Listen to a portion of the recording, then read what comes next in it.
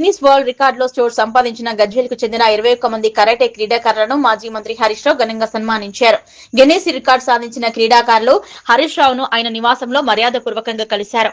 ఈ సందర్భంగా councillor Srinivas, senior నాయకులు నర్సింగారావు సమక్షంలో కరాటే కృష్ణ, కరాటే క్రీడాకారులను హరీష్ రావు అభినందించారు. గజ్వేల్కు చెందిన 21 మంది కరాటే క్రీడాకారులు అరుదైన ఘనత సాధించారు. హైదరాబాద్ లోని గచ్చిబౌలి స్టేడియంలో ఏప్రిల్ 26న విజన్ మార్షల్ ఆర్ట్స్ అకాడమీ ఆధ్వర్యంలో నిర్వహించిన ప్రత్యేక కార్యక్రమంలో పాల్గొన్న క్రీడాకారులు గిన్నిస్ వరల్డ్ రికార్డులో చోటు సంపాదించారు.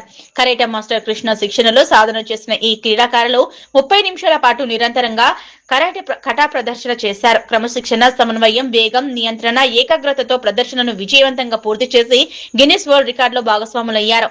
మాజీ మంత్రి హరీష్ రావు మాట్లాడుతూ ఈ అరుదైన ఘనత వెనుక క్రీడాకారుల నిరంతర సాధన, పట్టుదల, సమిష్టి కృషి ఎంతో ఉందన్నారు.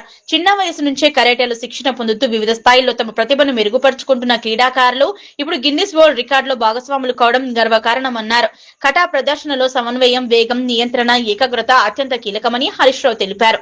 గిన్నిస్ రికార్డు సాధించిన గజ్వేల్ క్రీడాకారులు భవిష్యత్తులో మరిన్ని విజయాలు సాధించాలని ఆకాంక్షించారు. ఈ కార్యక్రమంలో అక్షిత, భవిజ్ఞ, రిషిక, రామకృష్ణ, రఘురాం, రామ్ చరణ్, తరుణ్య, మైత్రి, Tanuj, Manoj, Annayya, Devansh, Akhileshwar, Mustafa, Shravani, Saranya, Harshavardhan, Srihari, Lakshmi Narasimha, Gajwel councillor Attila Srinivas, BRS senior నాయకులు నర్సింగారావు తదితరులు పాల్గొన్నారు.